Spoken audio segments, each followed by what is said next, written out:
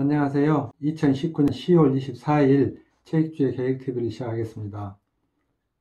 오늘 다룰 주제는 미국이 패권주의 국가인가, 미국이란 나라에 대한 정의를 어떻게 내려야 되는가. 제가 옛날에 작성해 놓은 원고가 워낙 잘 돼 있기 때문에 낭독해드린 게 차라리 더 나을 것 같아서 소개하겠습니다. 우리는 너무나 당연하게 미국에 대해서 패권주의, 패권국가, 미중 패권 경쟁, 미중 패권 전쟁으로 표현합니다. 하지만 이는 잘못된 표현과 이해입니다. 정답부터 말하면 미국은 군사력과 경제력을 앞세워서 주변 국가들을 괴롭히거나 세계 평화를 해치는 건방진 패권주의 국가들, 예를 들면 독일, 일본, 러시아, 중국, 북한 등을 이야기하는 겁니다. 이런 국가들을 단속하고 견제해주는 강력한 자유민주주의 선진국이며 무자비한 포갑정권과 테러 단체들을 정리해주는 지구상에서 가장 정의로운 국가이고 결국은 올바른 결정을 해주는 자유민주주의 선진국입니다. 먼저 패권주의는 중국식의 표현입니다.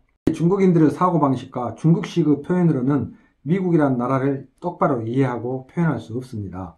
사실은 우리도 미국과 미국인들을 제대로 이해하지 못합니다. 왜냐하면 중국과 우리의 역사와 문화와 인간성과 국민성으로는 미국이라는 위대한 나라를 당초에 상상도 할 수 없었으며 알더라도 감히 만들어낼 수 없고 중국과 우리가 아무리 잘 먹고 잘 살아도 미국처럼 강대해 줄 수 없으며 미국처럼 국제사회를 이끌어가지도 못할 것입니다. 패권에 대한 사전적인 정의입니다.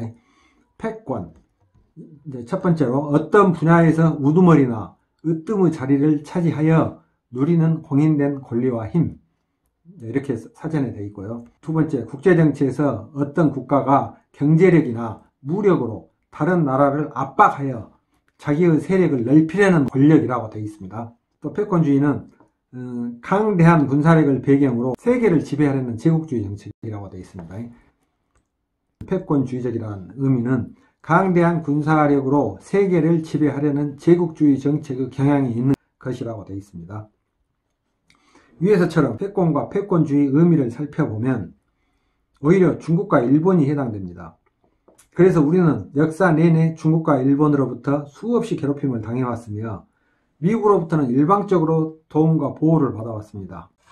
우리가 미국을 패권 국가로 잘못 이해하고 표현하는 동안에는 첫째, 우리가 최고의 은인과 동맹인 미국을 가소로운 중국과 똑같은 나라로 비하해버리는 것이 될 것이고, 둘째, 미국과의 동맹관계가 위태로워질 수밖에 없으며 설사 동맹이 유지되더라도 더 이상으로 돈독해지고 굳건해질 수 없고, 셋째, 우리가 미국을 제대로 본받지 못함에 따라 자유민주주의 정착에 실패했음은 물론이고 더 이상 발전하기 어렵고, 넷째, 우리가 미국을 무시하고 배은망덕하고 배반하면 곧바로 그에 대한 대가와 죗값을 받을 수밖에 없으며, 다섯째, 실제로 미국은 초강대국으로 발전했지만 오히려 우리는 종북 좌파, 주사파, 친중 세력에게 점령당했고, 여섯째, 앞으로도 미국을 배신하면 중국과 일본의 패권주의 틈바구니에서 절대 벗어날 수 없으며,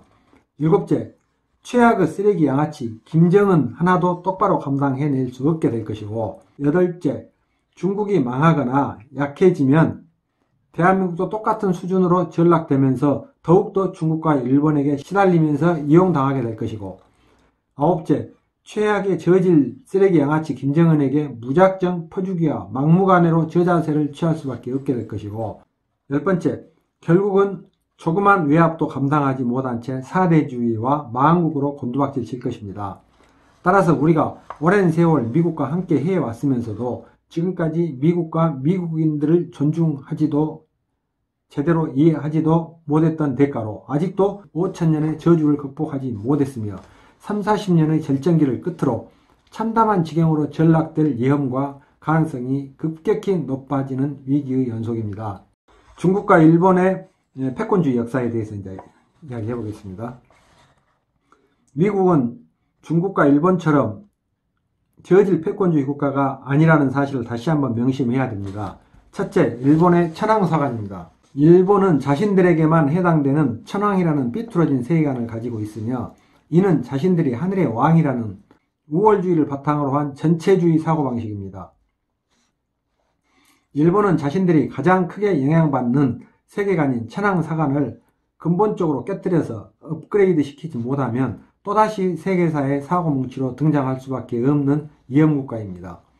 둘째, 중국의 황제사관과 중화주의입니다. 중국 역시 자신들에게만 해당되는 하늘 아래 왕들 왕이라는 황제사관에 빠져 있으며, 그것을 적극적으로 버려도 부족할 수밖에 없는 상황에서 시진핑은 중화주의로 위장해서 자신의 황제화를 진행해서 완성했습니다. 이런 수준이기 때문에 중국과 일본은 역사 내내 세력싸움과 영토확장의 혈안이었으며 2차원 수준의 땅 따먹기 전쟁에 매몰되었습니다.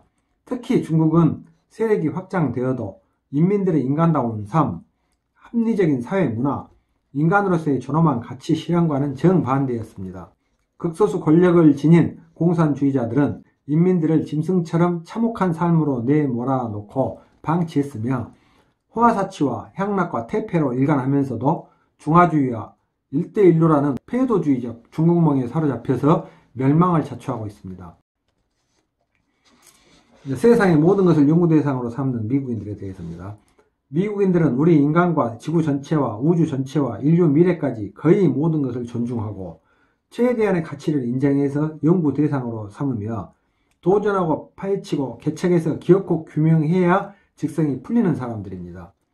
실제로 미국은 전 세계 연구 인력의 75에서 80%를 수용해서 다양한 연구들을 진행 중이며 국제사회에서 수많은 분야들과 우수한 인력들을 운영, 지원하는 등 막대한 비용과 노력을 쏟아붓고 있습니다. 이처럼 비약적으로 앞서간 덕분에 당연히 초강대국이 되었으며 국제사회에 기여하면서 근대사회와 현대사를 주도해올 수 있었습니다. 물론 우리 국민들의 주요 관심사와 생활 내용과 인생 과정과는 너무나 반대일 정도로 월등하고 대단한 사람들이라는 점을 인정하고 존중해야 하고 우리 스스로 뼈저리게 반성해야 합니다. 어떻든 미국인들은 얼마든지 여유롭고 행복하게 살아갈 수 있음에도 국제사회와 국제정세에 깊숙이 관여해서 희생을 무릅쓰고 직접 도와주거나 때로는 간섭과 개입을 자제하고 관망하면서 추이를 지켜보는 등 세계 평화와 국제질서를 보호 유지해주고 있습니다. 미국인들은 우리처럼 죽어버린 자기 조상들을 모시는 비인간적인 수준으로는 감히 접근이 불가능할 정도로 월등하고 대단합니다. 실제로도 우리 지식인들은 미국에서 학위를 취득하지 못하면 명함도 내밀지 못할 정도로 학자들에게 절대적이지만 미국의 진면목에 대한 존중은커녕 제대로 이해조차 못할 정도로 국민성과 인간성이 엉망이며 실제로 정북 주사파 친중 빨갱이들에게 먹혀들 정도로 한심천만입니다. 우리 지식인들이 그렇다는 이야기입니다. 심지어 미국을 맹렬하게 비난하고 반대했던 권인숙 등 반미주의자들이 오히려 미국의 품에 안겨서 잘 살아가고 있습니다. 역시 정북 좌파 주사파 친중 세력과 이석기라든가 임종석 등 그들의 자녀들도 미국에서 유학하거나 학위와 시민권을 받으려고 안달할 정도로 위선적이고 모순적이고 이중적인 나라와 인간성과 국민성이며 너무나 당연한 것처럼 여겨졌습니다. 앞으로 우리 국민들과 특히 지식인들은 우리 수준의 사고방식으로 미국과 미국인들을, 일본과 일본인들을 멋대로 들먹이지 말아야 하고 오히려 그들의 장점을 존중하고 본받아야 하고 머지않아서 미국과 일본과 국제사회가 우리를 본받도록 획기적으로 향상 발전해야 합니다. 유일하게 세계 평화를 책임지는 나라가 미국입니다. 이해되어 있습니다. 미국인들은 전 세계 국가들 중에서 유일하게 세계 평화를 책임지는 나라라고 스스로 자부하면서 강한 자긍심을 지니고 있습니다. 실제로 미국은 제1차 세계대전과 제2차 세계대전을 승리로 이끌었으며 6.25 전쟁에도 참여해줬습니다. 이는 미국과 미국인들이 이익과 패권을 목적하는 것이 아니라 오히려 자국민들의 희생을 무릅쓰면서까지 진정으로 세계 평화와 국제 질서를 책임지면서 자유민주주의를 실현해가는 국가라는 증거입니다. 미국인들이 세계 평화를 책임진다는 이야기는 우리의 인간성과 국민성과 인생 태도와 생활 방식으로는 이해도 접근도 쉽지 않습니다. 왜냐하면 미국인들은 전 세계를 상대로 너무나도 인간적이고 상식적이고 구체적이고 적극적이고 비판적이고 거시적이고 종합적이고 가치지향적이고 진지하고 냉철하고 철저하고 완벽을 기하기 때문입니다. 또한 그들은 세상 만사를 직접 고민하고 협력해서 주도해 가기 때문에 실수하고 잘못될 경우 우리처럼 누군가를 원망하지 않고 오히려 자신들이 방법을 바꿔서 결국에는 옳은 결정을 하거나 올바른 방법을 선택할 정도로 합리적입니다. 이번에는 미국이 정말 패권주의 국가였다면이라는 내용입니다. 여기서는 미국에 대해서 패권주의 국가, 미중 패권 경쟁이라는 이야기들이 잘못된 표현이며 미국이 과연 어떤 나라인지, 역시 미국은 우리 수준과 방식으로 간단하게 한두 마디로 규정할 수 없는 대단한 나라와 월등한 국민의식임을 정리하겠습니다. 만일 미국이 우리가 생각하는 방식의 패권주의 국가와 국민성이었거나 중국과 비교 가능한 패권주의 국가였다면 그간의 중국의 소수민족들이 분리 독립하려고 발버둥 쳤던 것처럼, 첫째, 미국의 연방들도 분리 독립하려고 갖가지 혼란과 진통을 겪었거나 지금도 겪고 있을 것입니다. 둘째, 미국의 연방들이 분리 독립은 아니더라도 주도권 장악과 패권 다툼으로 엉망이었을 것입니다. 셋째, 미국이 캐나다와 멕시코와 허약한 남미 국가들을 수차례 또는 적어도 한 번이라도 침략했었을 것입니다. 넷째, 제1차 세계대전을 승리로 이끌었을 때 미국이 최소한 몇 개 나라들을 차지해서 식민지를 만들었을 것입니다. 다섯째, 일본이 패전했을 때도 일본을 재기불능한 속국으로 만들어버렸을 것이며 일본의 전쟁 복구와 경제 발전을 적극적으로 지원해주지도 않았을 것입니다.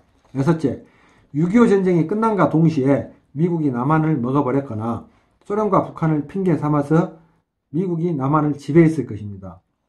일곱째, 미군이 남한을 장악해서 친중 세력과 종북 주사파 세력들을 모두 철창에 가뒀을 것입니다.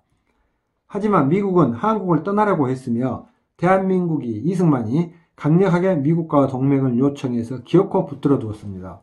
이미 오래전에도 미국은 한반도를 에치슨 라인에서 제외시켰고 그로 인해서 북한이 소련을 등에 업고 남침해서 전쟁을 일으켰습니다.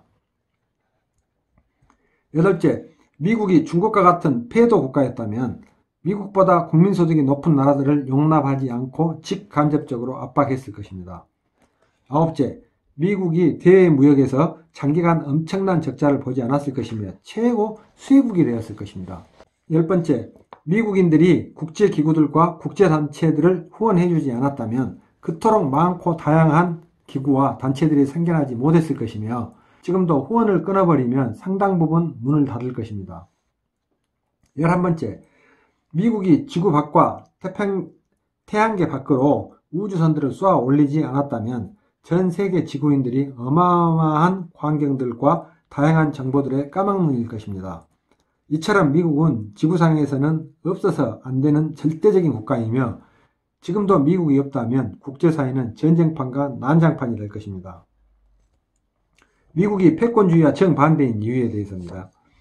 미국이 패권주의와 정반대인 증거들은 너무나 많아서 헤아릴 수조차 없으며 거론을 한다는 것 자체가 이상할 정도입니다. 그래도 몇 가지만 간추린다면, 첫째, 미국은 언제 어디서나 대가를 기대하지 않고 선량하고 정의로운 사람들의 편이 되어 주었습니다. 둘째, 미국은 전 세계를 상대로 고아들과 전쟁 고아들과 난민들을 입양해서 잘 키워주고 가르쳐 주었습니다. 셋째, 미국은 전 세계 인권운동가들을 직접 간접으로 도와주고 보호해주고 지원해줬습니다. 넷째, 악독한 독재자들로부터 수많은 사람들을 구해주었으며 독재자를 몰아내고도 해당 국가의 국민들을 괴롭히지 않았습니다. 물론 어디나 누구나 실수와 잘못은 있을 수 있으며 미국인들 역시 상상할 수 없을 정도로 자유로웠기 때문에 실수와 잘못은 있을 수밖에 없습니다. 외국에 나갔을 때의 이야기입니다. 간혹이나 말썽이 생기잖아요. 그렇다고 미국의 업적을 외면 방치하면서 작은 것만 보고 비난하고 공격하는 것은 훨씬 더 큰 잘못입니다. 다섯째, 미국인들은 아무런 안전과 위협과 위험에 대한 보장과 담보도 없이 국민들이 독재국가든 아프리카 오지든 깊은 바다 속이든 전쟁터의 종군기자든 가치 있는 일들과 보람된 일들을 찾아다닙니다. 여섯째, 그래서 국가에서는 이처럼 진취적이고 희생적이고 개척적이고 가치지향적인 자국민들의 정신과 가치를 존중해 왔으며 문제가 발생되면 천문학적인 비용과 희생을 감수하면서까지 단 한 명이라도 끝까지 구출해냈고 마지막 남은 뼈 한 조각도 기어코 찾아서 고국으로 가져와서 그 뜻을 기려주고 거의 묻어주었습니다. 대한민국의 자유민주도 미국 덕분에 이제 이렇게 됐다 그 말입니다. 만일 미국과 선교사들이 없었다면 조선 왕조를 반대했던 이승만이 감옥에서 살아나올 수 없었으며 이승만이 미국에서 공부할 수 없었고 이승만과 미국이 아니었다면 대한민국에는 자유민주주의를 이해할 수 있는 인물이 단 한 명도 없었으며 한반도 전체가 공산주의에 먹혀들 수밖에 없었고 대한민국의 현대사와 오늘날은 있을 수 없었습니다. 만일 우리가 앞으로도 정신 차리지 못한다면 그간의 미국 덕분에 누려왔던 자유와 평화와 행복과 여유는 차례대로 종지부를 찍을 것이며 역시 그간의 미국 덕분에 우리에게 붙었던 그럴듯한 수식어들의 실체와 실상과 본바닥이 모두 드러나면서 국제사회에서 비웃음거리 국가와 수치스러운 국민성과 비겁한 인간성으로 전락될 것이고 제대로 고개조차 들지 못할 것입니다. 따라서 대한민국 국민들은 미국과 미국인들에 대해서 중국 방식의 패권주의 국가라는 인식에서 벗어나야 합니다. 정리하면 미국과 미국인들은 인간의 존엄성과 다양성, 보편적인 인류애, 휴머니즘이죠. 포괄적인 인류애, 자기 자유의 자율적인 구현, 자기 가치의 실현이 밑바탕된 자유민주주의를 통해서 세계 평화를 책임지면서 국제 질서를 안정적이고 합리적으로 유지 발전시켜가는 최고의 나라이며 최상을 추구하는 최선의 국가라는 사실을 적극적으로 존중하고 배우고 반성해야 하며 온 국민이 새롭게 다시 태어나야 합니다. 여기까지입니다. 이것이 이제 제가 미국이 패권주의 국가라고 하는 데 대해서 중국하고 그러면 이제 똑같은 국가가 되잖아요. 그래서 이제 그게 아니다 한 걸 호소하기 위해서 정리해 본 내용입니다. 이제 소개해 드렸고 다음번에는 우리가 과연 왜 미국이란 나라의 도움을 받고 미국과 이렇게 함께 하면서도 자유민주주의를 정착도 제대로 못 시켰고 또 독재, 민주화, 부정비리, 정경유착, 부정축제, 위불 편법 아주 각종 못된 짓들을 그대로 고수하다가 결국은 정부 주사파 친중 세력한테 장악되어버렸는가 한 것에 대해서 왜 우리가 그랬는가, 왜 미국을 우리가 본받지 못했는가, 왜 미국을 적극적으로 배우지 못했는가, 이에 대해서 제가 연구해갖고 깨우친 바를 이제 다시 한번 소개하고, 그러고 그 다음 주제로 이제 우리가 북한이 도발했을 때 우리가 미국과 연결해서 어떻게 해야 하는가, 할 수 있는 것이 무엇이겠는가 한 거 이제 간단해요, 사실 내용은. 그래서 그걸 한번 정리해 보겠습니다. 이상입니다. 감사합니다.